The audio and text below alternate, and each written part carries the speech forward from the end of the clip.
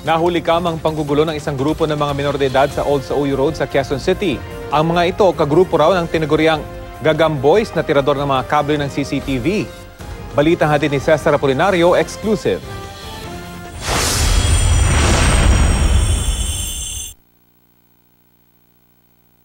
Walang emergency o sirang kalye, pero kita sa CCTV ang 5 menor de edad na lalaki na ibinalandra ang 2 konkretong signage sa Old Sauyo Road sa Quezon City. Nalagay tuloy sa alanganin ang buhay ng mga motoristang bumabiyahe sa lugar.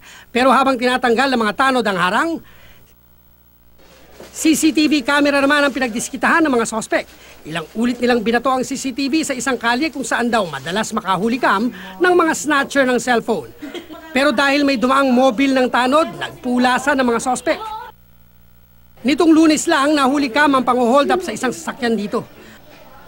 Ito yung mga perwiso perwiso sa barangay namin. Kaya nila sinisira yung mga gamit ng barangay para hindi ma-monitor yung mga bad activity nila, kagaya ng pagnanakaw ng cellphone. Ayon sa mga opisyal ng barangay, taga-kalapit barangay lang ang mga nanggugulong kabataan.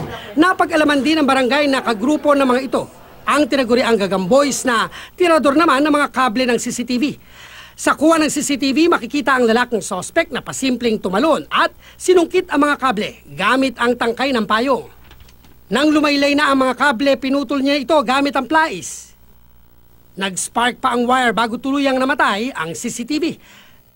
Nahuli kamakailan ng sospek na umano'y leader ng gagamboys na nakilalang si Norberto Serena. Na-recover sa kanya ang mga kable ng CCTV. Nakita ko nga po yung suspect, nakasalukuyang sinusungkit yung isang kable. Then eventually, napag-alaman ko, kable pala na CCTV ng barangay yun. Yan agad ko siyang hinuli. Pag kami nawala, nagagas ang barangay ng almost 5,000 per rolyo. So shutdown na yung madalas magkaroon ng insidenteng pagnanakaw, yun ang hindi namin mamonitor. Tumanggi magbigay ng pahayag si Serena na kinasuhan na ng theft.